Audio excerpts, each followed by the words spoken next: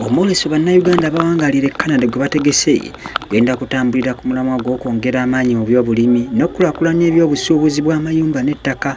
Ng'omwoleso guno gwakubeera mu kibuga Toronto okuva ng'ennaku z'omwezi 9 okukomera ddala nga 11 omwezi ogwokuna omwaka guno gwennyini.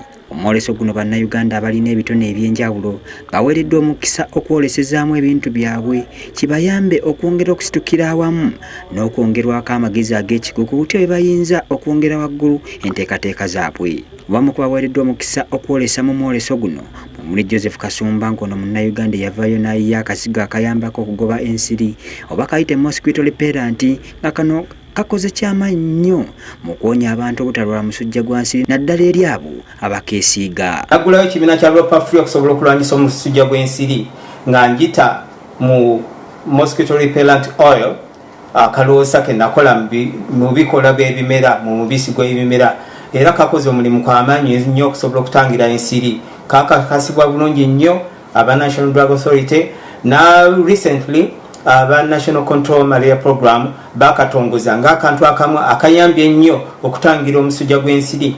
Kasumba mu nteekateeka y'emu yayongera maaso ne kaweefube okuvumbula akazigo ke yatuuma aromatherapy nga kano kawonya obulumi mu nnyingo so nga waliwo n'ebintu ebirala nkumu ebigenda okwolesebwa bannayuganda mu mwoleso guno.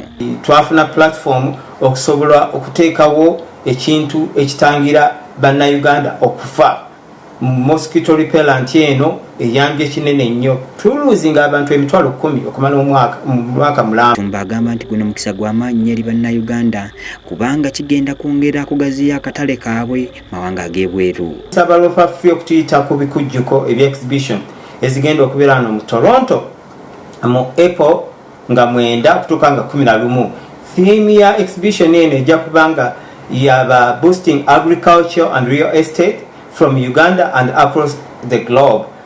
So mwetegeke mwenna musobole okuba nti musobola okwatendinga ebikujjukuna abasobola. Mu mwoleso guno mugenda kuyigirizibwamu engeri abenyigira mu byobulimi twe bayinza okukozesa enkola ey'omulembe naddala ng'embeera y'obudde yeyongedde okukyukakyuka. Gerard Mutumba, Delta TV Amasukulumu.